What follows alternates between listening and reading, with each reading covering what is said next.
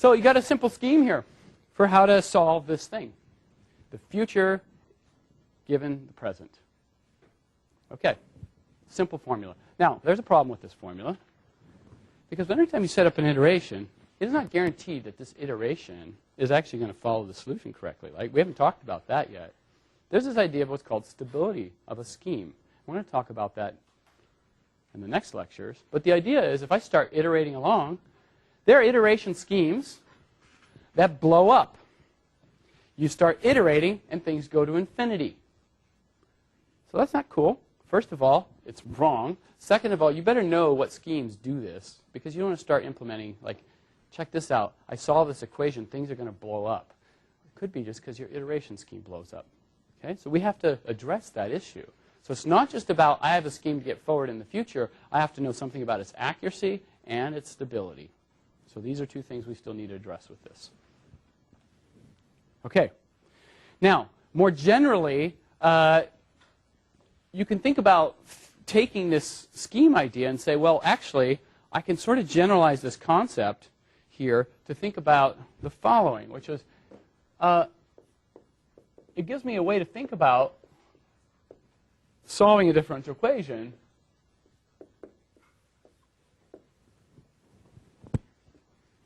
by something like this, okay?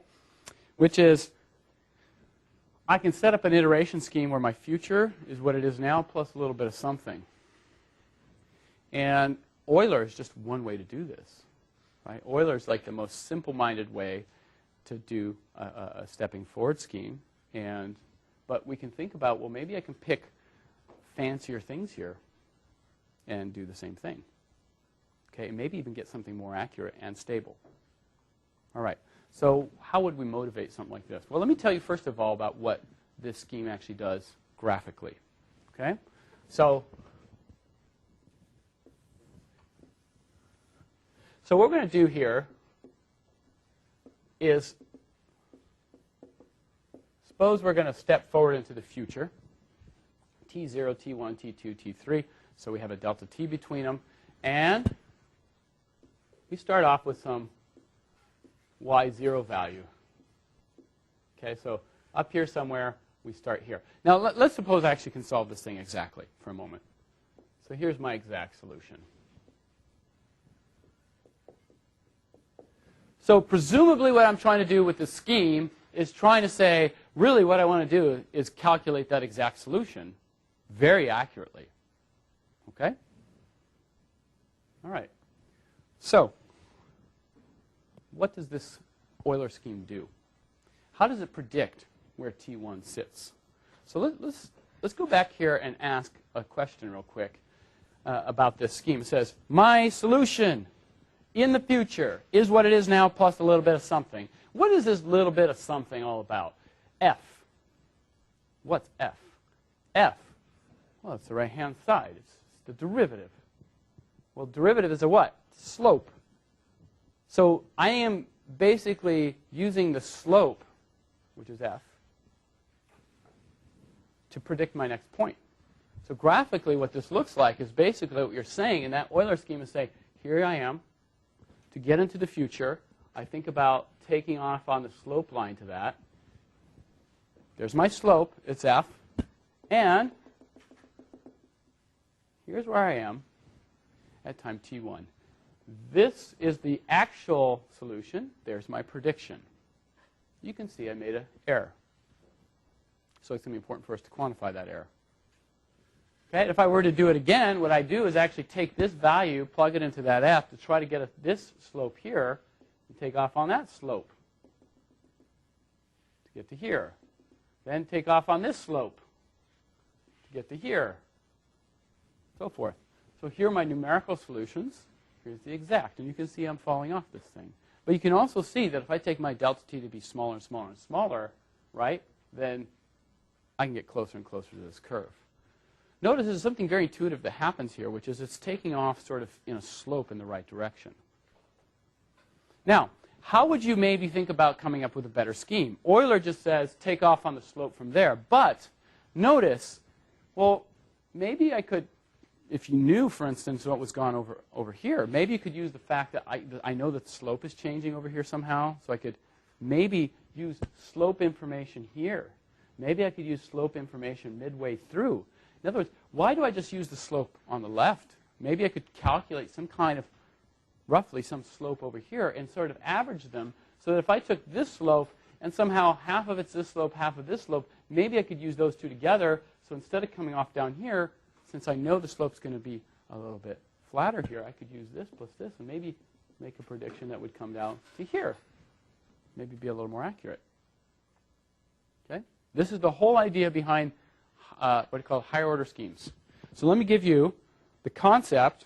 The concept is the following. What I want to do now then is say, I want to predict my future point, the current point, plus delta t times, here's a general way to think about framing this in one way, or one specific way. Let me write this down, and I'll explain the terms.